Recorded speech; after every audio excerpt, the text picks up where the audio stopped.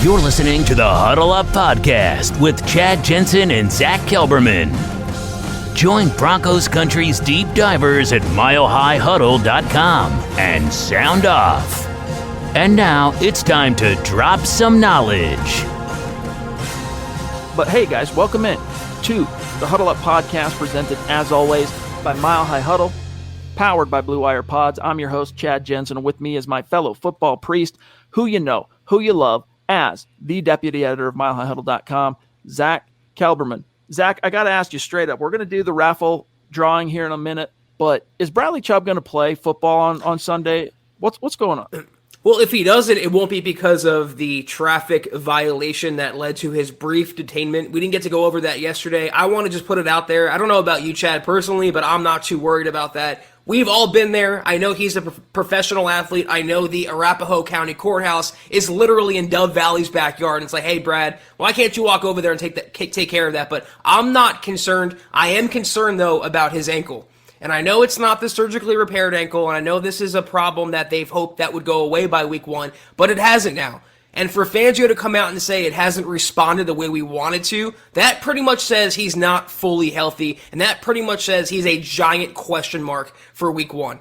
And in that case, here's where my brain shifts. I would rather the Broncos maybe think about holding him out for the first game. I mentioned it before on the last podcast. You don't necessarily need Bradley Chubb in order to beat the Giants. You have Malik Reed, you have Cooper, and of course you have Von Miller. So if his ankle is still any bit iffy, any bit questionable, if it's below 95%, I'm thinking about holding him out, letting him get fully healthy and not risk the entire season for 1 week.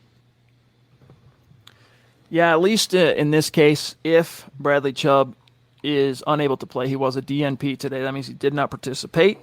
Hey, you got Malik, who finished last year as the Broncos leader in sacks. You got the up-and-coming Jonathan Cooper. And as much as Broncos fans have just been pining, Zach, pining to see Vaughn and Chubb lined up opposite of each other once again, like the 2018 season, and a little hint of it in 2019, even though they couldn't get any sacks until week 4, you might have to kick that can down the road a week or two, maybe. We'll see how long it takes for Chubb to get fully into game shape.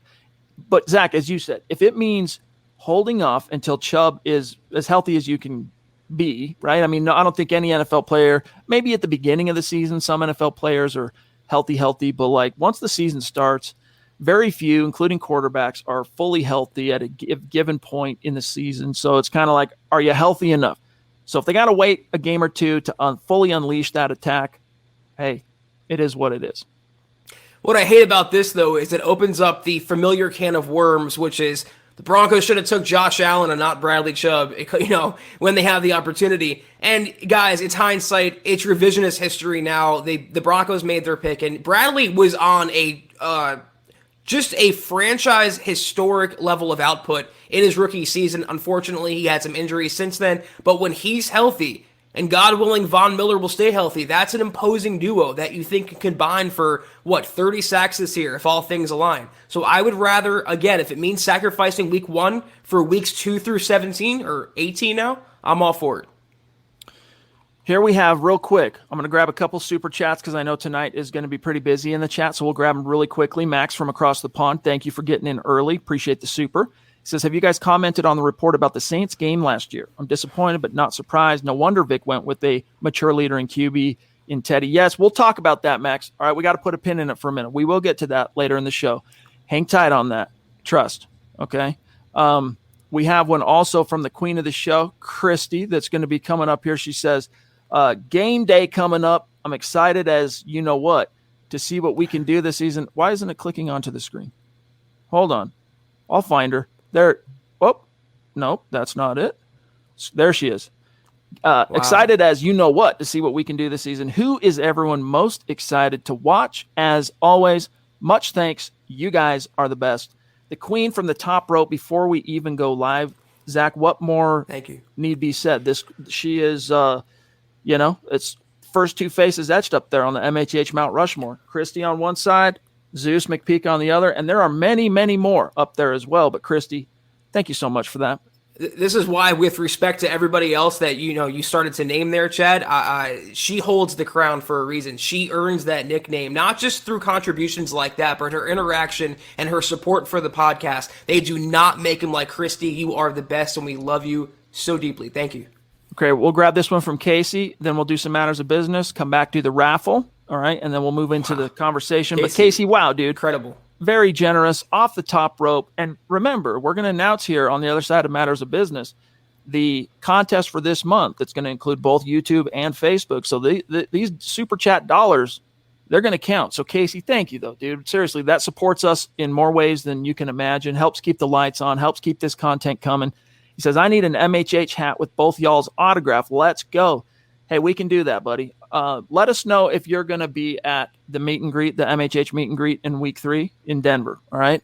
If so, we can kind of arrange it around that. If not, we'll come up with other plans. Sure. All right. For sure. Lots more to get to tonight. Obviously, we got to the raffle that everyone's just been. We've all been excited. I'm even just a little butterflies. I can't wait to see who wins this thing because I spent time cutting up the tickets today. Scott Kennedy said, hey, dude, there's probably a more efficient way for you to do that, but we'll talk about that another time. I cut up the names, the tickets. It's going to be fun. But first, guys, we got to say thank you to presenting sponsor tonight's live stream pod, and that is BetQL. Fortunately for NFL fans, the increased legalized gambling across the U.S. has made watching football on game day even more interesting. Heck, gambling has become so ingrained in NFL culture, teams are actually partnering up with sports books as official sponsors. So in the same way that the Broncos might use Pro Football Focus's advanced analytics to give them an edge on game day, BetQL is here to provide bettors with the tools to win their bets when the chips are down. So here's how you can take advantage of your sports book. First, download the BetQL app. It's the only app that you're going to need to make smart bets. BetQL's best bets computer model, it scans over 350,000 unique bets per year to give you the best bet recommendation for every game, and that's across all sports. Gives you the reasoning, the logic behind why you should place the bet. So you're never flying blind. And BetQL's model covers everything from spreads, over-unders, and even player prop bets. Zach. Yeah, I know we have a lot of betting enthusiasts among us, Chad, so I'm going to lay out why BetQL is a superior product out there if you're looking in this market. BetQL provides the sharp data so you can see who the pros are backing, as well as line movement so you can jump on betting opportunities in real time. That's really important. Also, BetQL offers team summaries highlighting previous success against the spread and the over-under, as well as breaking news when lineups change and injury statuses are updated. That is so crucial in real time. Plus, this is also important. You can save all of your picks in one place to track your success and winning streaks, as well as view your rank on the leaderboards to see where you stand amongst your fellow bettors. So guys, give yourselves the betting edge on game day and head to the App Store or Google Play right now. Download the BetQL app. And if you're on a browser, you can head to try.betql.co/MHH to get started now. Wherever you get started, when you enter the discount code MHH at checkout, you're going to get 25% off any BetQL subscription offerings. Last thing, Broncos country, be sure to check out BetQL's BetMGM offer in the description of this video down below in order to receive a free year of BetQL. Download the BetQL app and use the code MHH at checkout for 25% off and arm yourself with all of the weapons you need to beat your bookie on game day. All right, guys, we'll cover like Twitter, all that stuff here in a minute. Let's do this thing. Let's do the raffle, shall we? All right. Thank you again to BetQL for sponsoring the show here. All right. How does this work? Everyone knows. All right. Our goal on Facebook was to get to 500,000 stars. You guys crushed that. We were hoping that we'd just simply maybe get there by the season opener. You guys crushed it with almost 2 weeks to spare. All right. And so what we've done is the minimum entry is now the only people, let me back up. The only people in the running for this raffle, Zach, as we've been explaining, are those who contributed to the goal. All right. But as we explained when we got started on this thing, the minimum level to get one ticket in the hat, all right, is 500 stars. So in this little bowl are the tickets. And I'm just going to show you real quick. All right. This is not the winner. I don't even know what this says, but you can see there's a name on here. Okay. Actually, no, there's not a name on that one. There's a name on this one. this whole thing, I just want you guys to see names, okay? We're going to do this randomly. The first name we draw out is the winner of the Von Miller jersey, guys. And along with it comes a little special MHH gift, okay? And then there are some gifts for the runners-up that were in the top 5. All right, here we go. Without further ado, didn't have enough time to teach Zach a drum roll. I'm doing it anyway, though. All right, here we go. Double stroke roll. Zack Kelberman. I'm not going to look. Here we go. The winner is...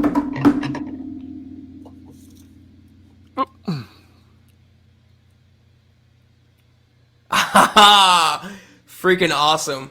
Howie. Frickin' Day.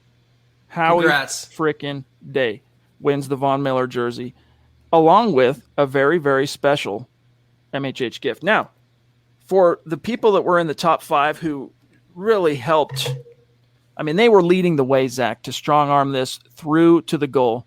Howie, by the way, in the stream with us, congrats. What we need you to do real quick, Howie, is we need you to send us an email, milehighhuddle@gmail.com, with what your jersey size is, or what size jersey you would prefer for Von Miller, and what color. Do you want home orange? Do you want the blue? Do you want away white? Whatever. So send us an email plus your shipping address, milehighhuddle@gmail.com. Congrats to you, Howie. Very cool. Really appreciate your support. You had a few tickets in that. There's a reason why Howie won. He improved his odds. But guys, Randy, Zeus, Michael Ronquillo. Let me remind myself who the other top 5 was. Travis Weber. All right. You guys are near and dear to our hearts. You guys contributed and competed like heck to get us to the goal. So you're not being left out in the cold, guys. You might not get the Von Miller jersey. All right. But let me tell you what you're going to get. First of all, each of you are going to get a Mile High Huddle hat. So if I just said your name, Michael, Zeus, Travis Weber, and Randy Jones, we need you to send us an email, milehighhuddle@gmail, with your preferred hat. What hat do you want? Go to huddleuppod.com, pick what hat you want. There's the MHH trucker hat. There's the football priest hat. There's the dad hat. All right. There's a few options. Tell us which one you want. All right. And then we're going to need your shipping address. Along with that, thanks to some really savvy craftsmanship, Zach, from one of our listeners, Ronnie Chavez, pardon me if I mispronounced your name, all right, is this cool little plaque. Now, Zach and I are keeping one of these for ourselves, all right? But look, on each one, on one side it says Broncos country, cool little shot of the stadium. On the other, it says elevation 5280, altitude sickness is real, all right? This was lovingly created by Ronnie. Also, going along with it is this very, very cool bottle opener. All right, you see the little hinge here to get your bottles open. That's on one side, but maybe you're more in a modern mood, so you flip it over. Right, you got this side.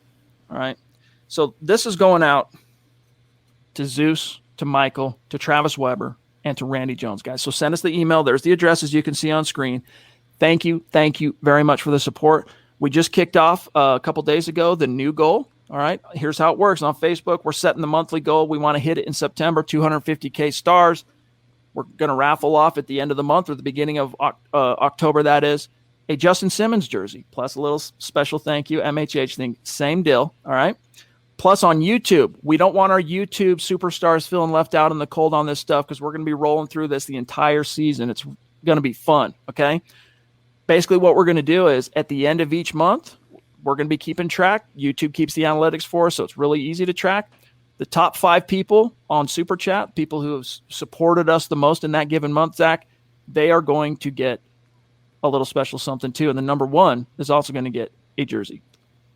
Yeah, and Howie, he says he's so stoked. Love the podcast. This is amazing. Broncos for life. Thank you, everyone, to get these guys to the goal. Hashtag DB4L. Howie, you've come very, very strong as of late. You are on Mount Rushmore now officially, and you're going to wear your Von Miller jersey while you're perched up there. You are a very worthy winner, and we hope you very much enjoy your jersey. Let us know which one you want. But everyone was so supportive, Chad. I noticed in the side comments, they were all congratulating Howie and happy for him, genuinely, because at root, we're all part of Broncos country. And like as Howie said, everyone else in the top 5 to help collectively people get to goal and reach and help us reach our goal, Chad. We can't say enough about you guys. We can't thank you enough, and we hope what we want to give you is a little token of our appreciation.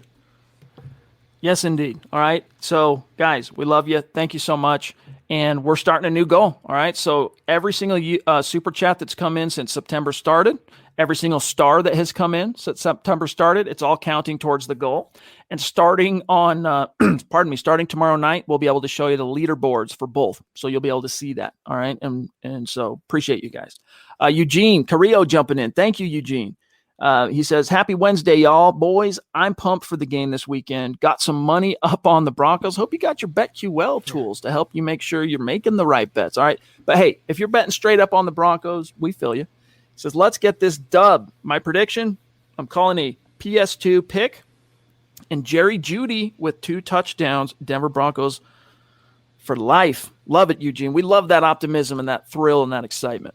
You know what else I love, though, is Vic Fangio and Justin Simmons talking about the goal for the secondary. Not 1 interception per game, but they want multiple picks per game. They want to lead the NFL in interceptions, lead the NFL in takeaways, lead the NFL in total defense. And as I've been saying, if there's a beneficiary among them, it's either PS2 or Mr. Simmons himself. I think they will get at least 1 on Daniel Jones. He is so prone to turnovers, so prone to throwing bad passes. You put some pressure on him, he will throw a YOLO ball up there that either PS2, Simmons, Darby, Callahan, etc., will probably pick off. So I think you have right on the money there, pun intended. This is also something that Nick Kendall talked about yesterday morning on Broncos for Breakfast. Daniel Jones will, as Dak just said, make some boneheaded decisions when he throws the ball, especially under pressure. But he's also quite loosey-goosey in the pocket in terms of his protecting the ball.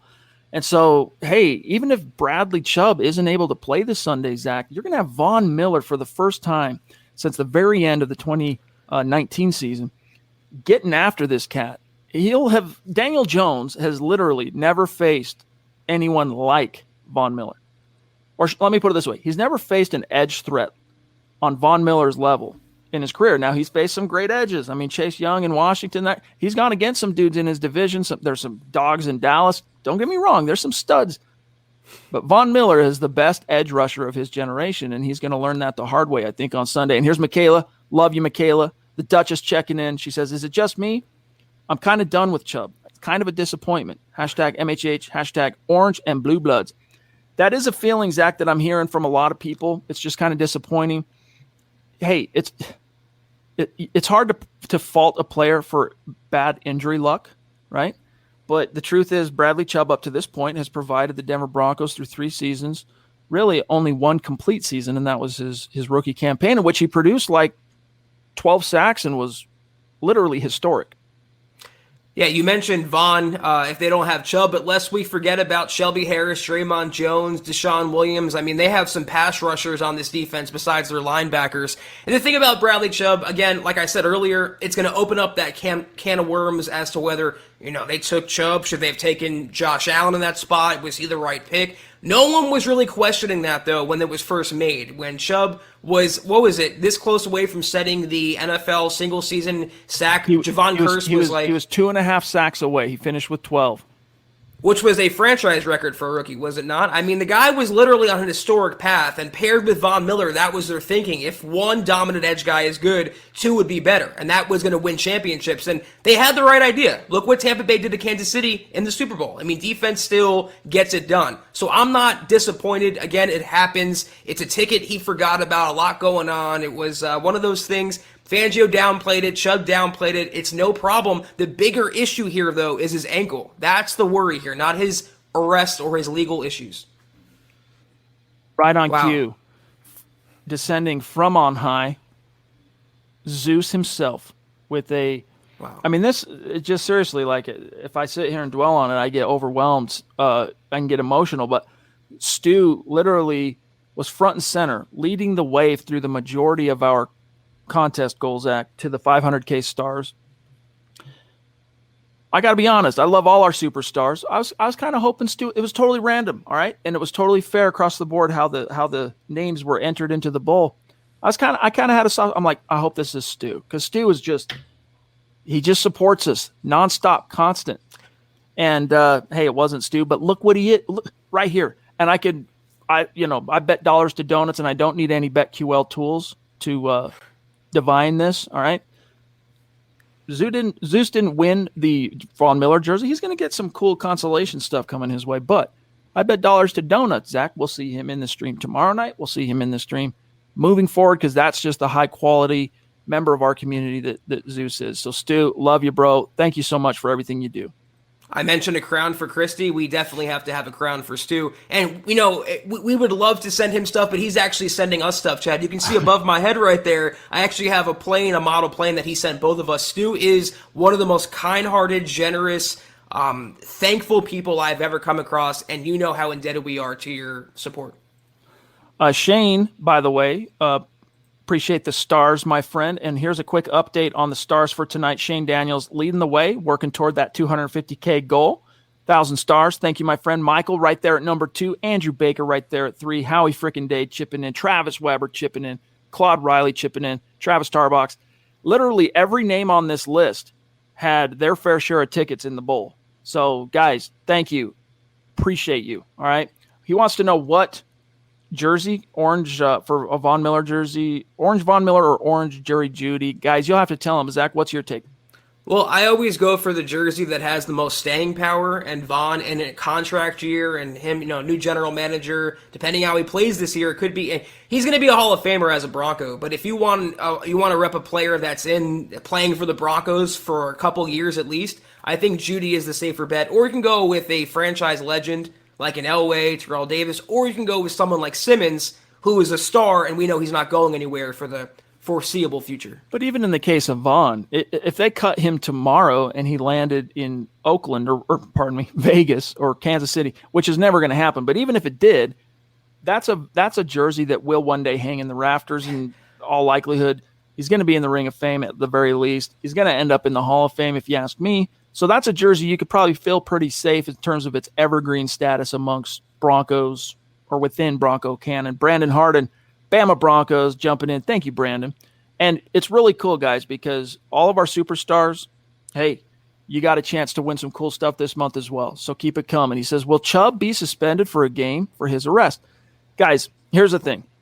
The NFL does have a conduct policy. I don't know exactly what letter of that law Chubb may have violated by failing to appear in court. But let's remember, this wasn't a DUI. This wasn't a drug charge. This wasn't violence or anything like that. This was a dude who, why don't you have a valid driver's license driving around Colorado? I don't know, but he didn't. He got pulled over. He got cited. And then amidst the hustle and bustle of training camp, and the dude's got a life to lead. I understand it. He's 25, but that's still young in my book, all right? He forgot to show up to court. And then he's going about his business, gets pulled over, I assume. I don't know this, but I assume probably got pulled over. Oh, it turns out, Mr. Chubb, you have a warrant out for failure to appear.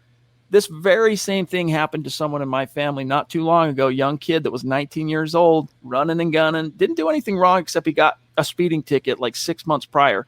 Forgot to pay the dang thing. Gets pulled over.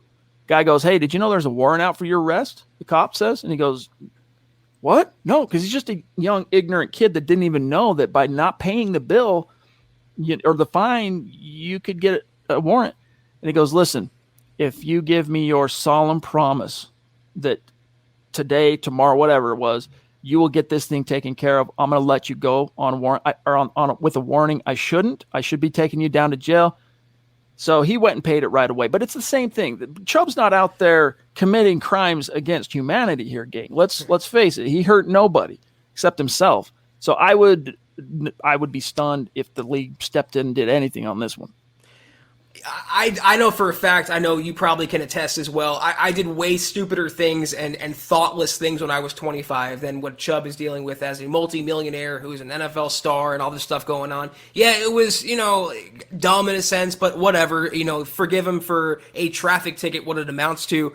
I don't know that the NFL has ever suspended someone over that level of infraction. And don't forget that all suspensions are challengeable. So can you imagine the NFLPA taking up that request on behalf of Bradley Chubb? That would get thrown out in a heartbeat. He's going to be fine. Again, the bigger problem here is the ankle, not the detainment. Quick shout out here, Michael. Good to see you, bro. Thanks for everything. Make sure you email us so that we can find out what hat you want. Go to huddleuppod.com. Tell us what hat you want. And then also we need your address so we can ship you your stuff. Ernie, Big Ern, as I like to say, good to see you, brother. Travis Tarbox, love you, bro. Appreciate you. You were just outside the top 5. I got a little something for you, Travis. Send me an email with your address, okay? All right, real quick, guys. Actually, as I see here, Ronquillo throwing up stars. Michael, don't forget, send me that email. Do you have Kiaka? Let's see if we can get Kiaka, who just checked in with a – my stream's trying to jump the shark here. There he is. Kiaka with a very, very generous super. I was going to say from Hawaii, although that is where he hails. He's currently rocking it in the fine city of Denver because he flew in early to be there for the MHH meet and greet week 3. He's kicking it. Kiaka, you are a Hall of Famer in our hearts. I hope you know that. We look forward to meeting you here in just a couple of weeks. And this super chat, Zach, counting toward the September goal for the YouTube superstars. And he's giving some props to Howie. Congrats, brother. He says, love my MHH and Broncos country. Ohana. This pod is truly a highlight of my day. I do not miss a pod. Zach and Chad, y'all are the best. Aloha. Very kind, dude. Thank you very much, bro. It really means a lot to us. Trust. Honestly, among everyone coming to the meetup in week 3, Kiaka is one of the guys I most want to shake his hand and seriously thank him for all that he's done. And I got your message a couple nights ago, Kiaka, about the fantasy league. There was a lot of mix-up with the names that were being jotted down, and I lost some data when I was transferring computers, so I'm sorry that you were left out, but we appreciate your support and all that you do, and again, I can't wait to meet you in just a few weeks now. Travis says, I already have a Vaughn jersey. Just a fan of the show, Priest, so I would have sent the stars anyway. Hey, still, send me an email, bro, okay? Travis says, I have 4 talking about jerseys, LOL. Orange, blue, white Super Bowl, and the Rush jersey. I think he's talking Vaughn, right? So he already had Von Miller jerseys loaded for Bear. But, Travis, you got some stuff coming your way. Be sure to send us that email so that we can figure out what hat you want and also get your little special gifts courtesy of Ronnie. These are really cool, guys. I mean, it's hard to see coming through a high definition, even though 4K camera. All right, but this is some serious TLC. Some orange and blue blood was bled into this thing. That just reminded me of Dodgeball. Sorry, nobody makes me bleed my own blood. But this is really cool. This is a really cool little piece of craftsmanship, guys. So anyway, Ronnie, you're a legend too, bro. We got you on the radar. Simon Weeb, not Weeby, not Weeby, Simon Weeb, up north of the 49th parallel, proving Broncos country is not a geographic location. It is a state of being. He says, congrats to Howie. I love the passion of the group. Go Broncos. Can't wait for the team to get after it Sunday. Amen, Simon. Let's hope these Denver Broncos attack the New York Giants with the same passion, zeal, intensity that our chat has tonight. I'm literally like, it's amazing seeing the colors come in here, Chad, and seeing the generous offerings of our listeners. Dale, we have Michaela coming up in a second. We had Kiaka, Christy. I mean, I can't even name you guys, all of you at once. It's how so many. It's overwhelming. It's incredible. Honestly, incredible.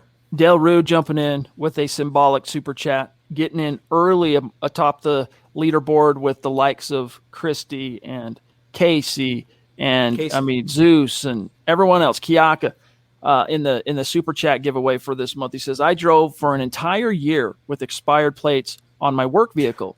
Just completely spaced it, and I have way less going on than Chubb. When I renewed them, they did not charge me the registration fee for that previous year. #Go Broncos. Hey, that's a very nice state up there in Big Sky Country. Maybe it's the municipality. I don't know. Very kind of them. But that's what I mean, man, is sometimes things get lost in the shuffle. I mean, my wife is terrible about remembering when registration is going to expire and stuff like that.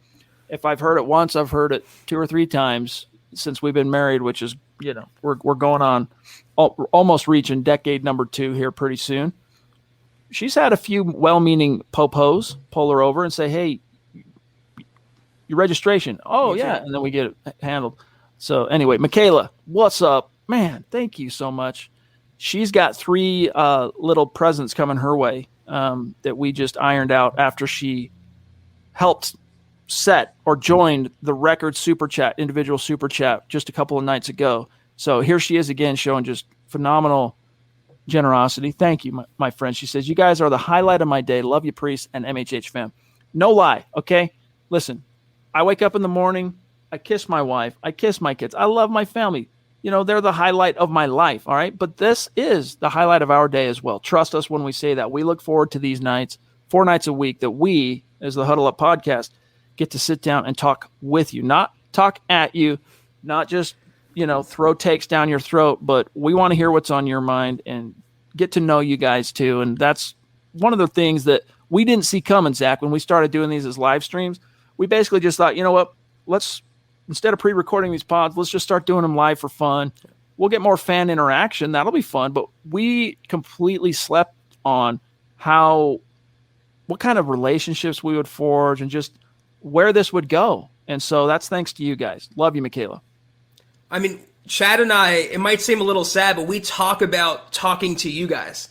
We talk about how great you guys are. We talk about how we want to do more for you, bring you guys more, give back a little more for what you guys do to us. Michaela, you're at the front of that line as well, and we can't wait to thank you when you come to the meetup on the 26th. Base Gase is another OG superstar, been with us a long, long time. He's getting on the board. He's getting on the board for the September goal.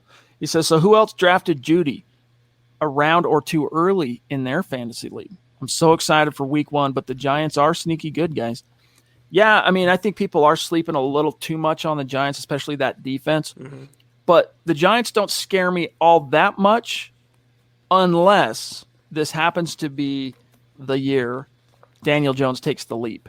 But based on what we've seen from him, those first 2 years in the league, I'm not too worried about that happening September 12th.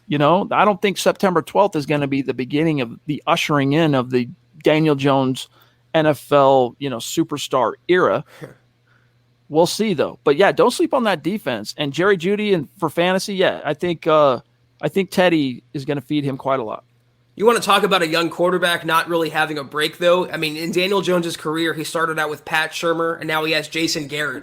So I think he's a pretty terrible quarterback. I think he was terrible coming out of college and way overdrafted, but he has not had an easy shake. In terms of Jerry Jeudy, I noticed in the MHH fantasy draft last night, great time, by the way, with everyone, he went distinctly earlier than Courtland Sutton. I can't remember the exact round, but he is coming off the board fast. His ADP is rising, and for good reason. I think if there's one beneficiary of Teddy Bridgewater starting, it's the guy he's had the most chemistry with the entire summer, and that's Jerry Jeudy. By the way, Shar, you had a ticket in the hat as well. So keep it coming. We're going to do this throughout the season. Each month there's going to be a goal. We reach the goal. We're raffling, baby. We're raffling till the cows come home. Nathan, what's good, buddy? Good to see you. One of our newer superstars that's really come on strong, Zach, over I'd say the last month or so. He says, do you think the jersey number change rule has any impact on quarterback O-line pre-snap reads this season? The rule Tom Brady hates, by the way. That's a good point, but at the end of the day, I think they're more looking at colors, not so much, numbers. But time will tell. I don't think so. I mean, if I'm putting myself in their shoes, you're juggling and processing so much information in real time when you get up to that line of scrimmage as a quarterback. I think outside of color recognitions of here's what our jersey numbers look like, here's what theirs, or our jersey colors look like, here's what theirs look like. Outside of that, I don't think they're tripping on it all that much. Randy, don't forget to email us, my friend. Appreciate you. Well, I hate the rule that went back to the single numbers. That's personally, though, but I don't think it really impacts game plans or pre-snap looks.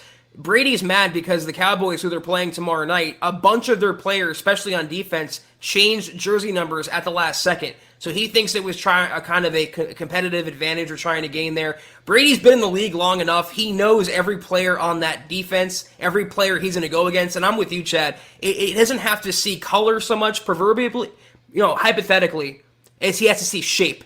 As long as he sees the players and knows their faces, I don't think he really cares what number they're wearing. Isn't that a Foo Fighters record, the color and the shape? Anyway, Howie frickin' Day. He says, thanks, everyone. This is why Broncos country is the best fan base in the world. We argue and fight, but at the end of the day, we bleed orange and blue. This is true. Travis Weber jumping in. Again, thank you for the stars, Travis, and don't forget to email us. Switching on the other side of the ball, do you guys agree with Bobby Massey starting at right tackle over Calvin Anderson? based on what I saw, Calvin had some good days, and I was mostly encouraged by his preseason snaps, Zach. But hey, we're talking about Teddy Bridgewater. You want to keep him upright. You want to keep him healthy. I think you're better because Anderson is so untested. You're better erring on the side of veteran competency at right tackle, unless Anderson was just so much better it was undeniable, which if he would have been, coaches couldn't have denied him. He would have won the job. So I'm totally cool with Massey at right tackle because Anderson can always step in at any point if Massey fails to carry the water. Yeah, that was kind of my thing as well. Massey, I don't know if he ever really played left tackle in Chicago. I think he's more predominantly a right tackle, but Calvin can play both. So I'd rather Calvin stay behind Garrett Bowles and you have Massey at right tackle. I think that's the best configuration of the starting lineman. But I'm just happy, thank God, it's not Cam Fleming. That was the barometer for me. It's as long as it's not Cam Fleming. So I'm good. Dude, I didn't have too many expectations for Fleming, to be frank, but I was shocked at how bad he looked in the preseason. I was shocked Denver decided to bring him back. Real quick, and then we'll grab Dale here. Michael leading the way tonight on stars with 2,750. Randy right there at 2,000. Shane Daniels, 1,400. Howie frickin' Day, the winner of the jersey giveaway, 600. Travis Weber, Andrew Baker. Colby, you had a ticket in the hat too, my friend. So did you, Andrew. More than one Andrew. You had several, Andrew. Travis, Claude, love you guys. Thank you so much. We'll keep an eye out for your topics in the chat. Dale Hendricks reached out. Let me know. Going to be there week 3, MHH meet and greet. We're looking forward to shaking hands, my friend. He says, I just like to hear my name over the speaker unless it's a Cops radio. Go Broncos. Yes, indeed, dude. That's definitely not something you want to hear. For sure. Thank you, though. All Points Bulletin. Be on the lookout for Dale Hendricks driving around in a crazy orange Mustang with a big old Broncos logo on the side, right? Zeus showing out. Showing love. He is Zeus McPeak. Thank you, Stu. Love you, bro. Zach, before I forget, we got to take a peek at this story real quick because this was something Max Power asked us at the top of the show, and I wanted to get to it tonight anyway. The report, here's the headline, gang, at milehighhuddle.com, courtesy of Keith Cummings. Drew Lock, Broncos quarterbacks, tried to fool the system in Week 12 mask gate fiasco. So what this is about, gang, is, last year when the proverbial crapola hit the fan, all we heard was the Broncos side of the story. And, of course, fans and even we as media, we sympathize with the Broncos because after seeing how the NFL handled multiple other viral outbreak situations with other teams, bending over backwards, rescheduling, when John Elway said that he felt like the league held the Broncos to a different standard, I was inclined to agree with him. And honestly, even after what I'm about to read to you, I still am inclined to agree with John. But it was still, everything up until this point had been the Broncos' side of the story. Well, guess what? Roger Goodell and the NFL, they have their side. And just like in any argument or dispute, the truth usually is somewhere in the middle, right? So, Zach, that sets the stage here for what Sam Farmer of the LA Times revealed in a sit-down with Roger Goodell. Very long, engrossing piece. I encourage you guys to go read the article. But basically what Goodell revealed to the LA Times was that the actual Maskgate fiasco, it was on a Tuesday. You had Drew Lock, Brett Rippon, Blake Bortles, and Jeff Driscoll deciding to come into the facility and work on a day off. This was their off day, and watch film together to try and get a jump on the Saints, right? Well, little did they know that Driscoll was infected. And so they showed up into the meeting room to watch film together, just the four of them, and they removed their contact tracing bracelets and each one put in a corner of the room. So 4 corners. Then they sat down with their masks on throughout most of the hang and watched the film. Well, then they find out, of course, the next day that Driscoll has tested. I think actually later that day, if I'm not mistaken, the test came out, Driscoll positive. All right, so now you got to go through the contact tracing and you got to report to the league, Zach, who tested positive. All right, who qualified under the close quarters proximity thing. And then the footage came into play. According to Goodell, the footage showed what they saw as the Broncos quarterbacks trying to fool the system, to use the verbiage in Sam Farmer's report. Do you, Zach, perceive that as the Broncos those 4 quarterbacks trying to fool the system? Because I have my own thoughts on it, but I can't quite go that far as them. They were in the room. Their contact bracelets showed that they were all in the same room. And the film or the footage showed that they, at least, even though they screwed up on the contact bracelets, the film showed they at least kept their masks on. They maintained pretty good mask discipline, I guess, for lack of a better term. Am I the only one who doesn't care? I mean, this was over. It's a year ago now. It's a season ago. It happened during the height of the pandemic, when a lot of the things were moving parts and constantly changing, different protocols.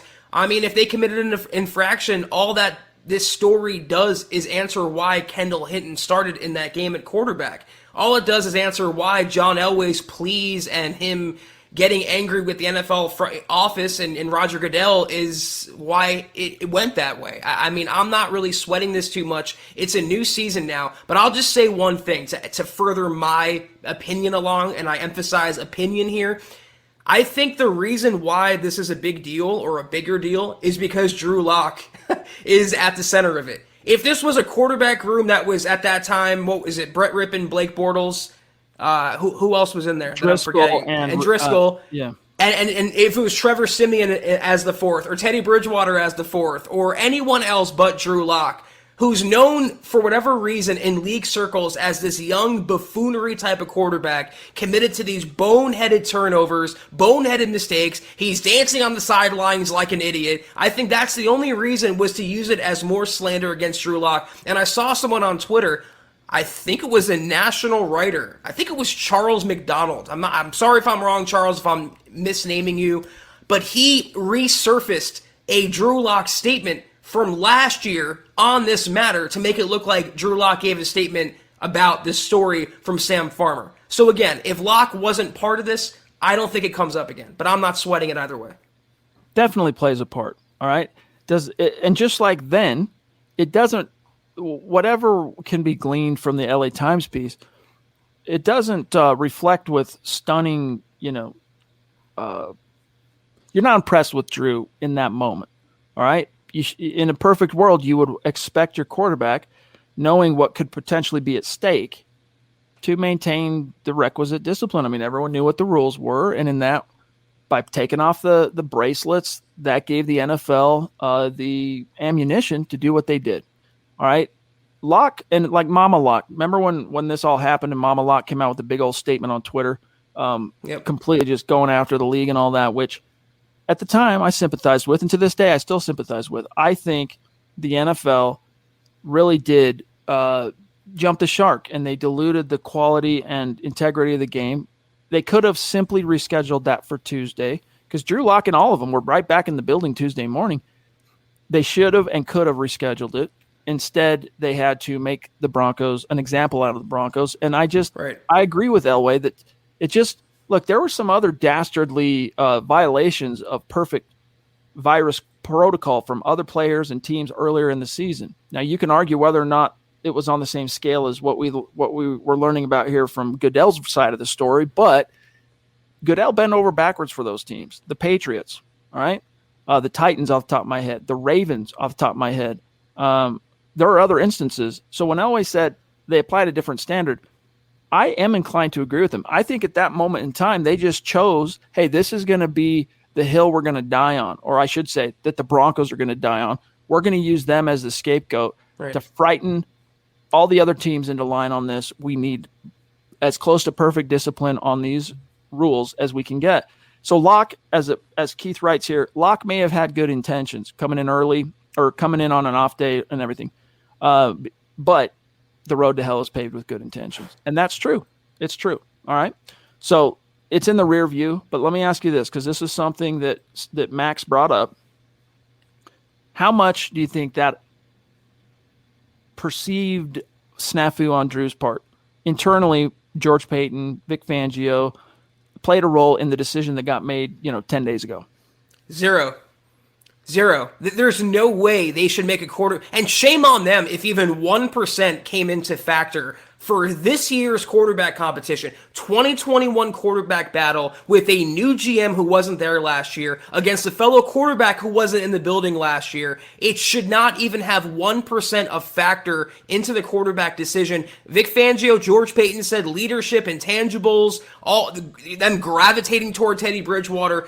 I'd rather much take them at their word there, and I pray to God that's the case, because a mask or contact tracing snafu when a quarterback wanted to watch film with his teammates, if that turns you off to a quarterback, that actually would turn me on to a quarterback. That would be a guy who's willing to risk his health, and even though in a public crisis like that, it wasn't the smartest move publicly, I'm not going to condemn a quarterback for that. And to your point, Chad, about showing favoritism, you can argue the NFL showed favoritism to New Orleans. That was a Super Bowl contending team. And who were the Broncos? Some loser basement-dwelling team that hasn't sniffed the postseason since Peyton Manning. So again, I still maintain, regardless of who's in the right, who's in the wrong, if that was another team, another quarterback room, like the teams you named, Kansas City, that would not have been the case. They would have rescheduled. They would have made accommodations. They came down on the Broncos precisely because they're the Broncos. Precisely because they could. All right, guys, look at this. Zeus dropping some serious support on Super Chat, dropping some serious support on Stars. Love you, bro. Michael, Howie, Randy, Shane, Travis Weber, Andrew Baker, Colby, Travis Tarbox, Claude Riley, Lawrence Rivera, appreciate you guys. We'll do one last update before we dip on out of here for the night. But Colby says, I can't wait for the season. Football's back tomorrow. That's right. Tomorrow is the official kickoff for the NFL. I'm thankful to have Chad and Zach, football priests, for the good and bad, the ups and downs. Well, we're grateful to have you, Doug. Seriously. Thank you, Colby. Here's a nice anecdote from Diamond Rattler, another great superstar in our community. I got arrested for a failure to appear before. Not fun. Didn't even know I had a court date that I missed. Court system is all messed up. Sometimes you just don't even know, right? And most of the time when it's a failure to appear, we're not talking about someone who got arrested for beating their children or something, all right, and then failed to appear at the court date. We're talking about people who are going about their business. Oops, I went 11 over, got pulled over, got a ticket, and then amongst the hustle and bustle of life, forgot to pay the dang thing, and I got roped in, got cuffed, because you can't. That's what they do. If you don't show up to court and you don't communicate with the court and you don't pay your fine, that's the only way they can strong-arm you to pay, is by taking away your freedom. So Tony D.A. Zach, out in L.A., Tony D.A. we have received confirmation from a previous communique. We'll be there week 3. We can't wait to meet you, my friend. He says, hope all is well, fellas. Prediction on stats this weekend for Teddy, Gordon, Judy, Sutton, etc. And the final score, also, I have it as a 30-13 Broncos win. Awesome, brother. If the Broncos get to 30 points in the season opener, I'm going to be freaking standing up on this desk doing the Peyton Manning Rocky Top jig, from training camp circa 20, whatever that was, 14 or 15. That would be absolutely thrilling. But Zach, what are your stat predictions for those guys mentioned? I don't know that I have a number top of my head right now for those players. I do think the Broncos will win this game, and they could win quite handily. I don't know about getting to 30, though. Pat Shurmur still left a lot to be desired. It is still Teddy Bridgewater's first game. There is still new moving parts. There's some injuries, players coming back from those. It's going to be a sort of a learning curve in weeks 1, weeks 2 to 3, maybe even week 4. I think the Broncos win. I think Jerry Jeudy leads the team in receiving. I think Teddy has a game where he throws for, 200 yards, a touchdown, maybe 2 touchdowns, maybe no interceptions, and the Broncos win with the strength of their defense. So, guns in my head right now, score prediction, I'm going to go 20-13. But it's going to be more of a handily secured victory than the score indicates. I'm going to say that Teddy passes for around 180 yards, 1 touchdown, 1 pick. I'm going to say Melvin Gordon goes for 80 yards and a touchdown. I'm going to say Pookie gets 50, a couple of catches. I'm going to say Judy accounts for the majority probably of Teddy's passing. And I'm going to say the Broncos I mean, we usually wait to give our official prediction till the Mile High Mailbag night, but I'll say the Broncos are going to win this one 23-17, something like that. I don't think they're getting to 30. And if they do, again, I will stand up on the desk and do the Rocky Top jig right alongside a video of Peyton Manning. All right. I will perfectly map this dude's moves. All right. And I'll stand up on the desk and do that for you guys if the Broncos score 30 points. I look forward to it. Zach's here. Oh, now I got even more reason to root for 30. BetQL. Broncos over. Let me just make sure we're not missing any superstars here. A Desert Creature, how many times will we... And by the way, Michael Carmelini, appreciate that, brother. Hey, if you can't be with us live 100% of the time, we know you're listening after the fact. So we're just stoked when we do get you in the live chat. How many times, asks Desert Creature, will we go for it on fourth down, Zach? I mean, if we're going to go off Vic Fangio's preseason swashbuckling, every time Teddy gets a fourth down, they're going to go for it? Yeah, I was going to say with Locke, no fourth downs, with Teddy Bridgewater every fourth down. No, but realistically, he has his, what's his name, Matt Sheldon, the new analytics guy that Fangio is leaning on. I think that's his name. So when it's fourth and short, hopefully in plus territory, they'll consider going for it, but hopefully not as reckless as we saw this summer. Tommy Simmers, dude, you're kind of a bummer. Has anyone ever told you that? I mean, I bet you're a lot of fun at parties. You know what I'm saying? Told you now. Chillax. Take the advice of Aaron Rodgers, right? But as I've told you guys more than once here on the show, on Twitter, every human being on the earth, regardless of whether or not they're a journo or not, is biased. Now, there's different degrees of it. How much bleeds through, that's on a case-by-case basis. But anyone who tells you they're perfectly 100% unbiased, absolutely all of the time, they're either lying to you, they're lying to themselves, or they're selling something. So just beware. Okay, let me see here. Zach, I think we've caught up on all the super. So let's grab Jerry here. Good to see Jerry, one of our great supporters, longtime listener and member of our community. He says, trust me, Locke haters care. They'll make Locke the leading henchman mastermind going out of his way to perpetrate the whole, Massgate as a huge crime. See, that's the biggest thing that I lament over this article from Farmer in the LA Times coming out now is it's just ammunition for those most afflicted, Zach, by Locke derangement syndrome, like this cat right here. This cat that has nothing to do with anything, Tommy, at all. It's a football Zach, podcast. This dude is so afflicted with the virus known as Locke derangement syndrome, he probably needs to take his own advice here, right? In terms of treatment. That's how bad it is. What's next? I'm taking ivermectin, Tommy. Is that what we're bringing up now? Is that what the waters we're wading into? Tommy, we have to put you in timeout like a child. Does that tell you where you're at in this conversation? Here's Abdullahi. Thank you for being with us. Did you all hear Ben Albright's take on the Locke Massgate situation? He actually gave some context when it happened. He also watched the video. I don't know if you're referring to what he said back then or post LA Times, but I have not been checking out Ben today. I can go look after the show. We're a little too late into it to go doing research tonight, but we'll check into it unless you have, Zach. I haven't seen anything, but I do know about Albright is he preaches context, and context is always important. So I think he's a purveyor of truth in this situation, more so than most other journos out there, to use your word. All right, guys. I'm just looking for any last burning topics, burning questions before we dip on out of here. We'll do one last Facebook update, and then we will cut you loose. We'll be back tomorrow night, though, for the Mile High Mailbag.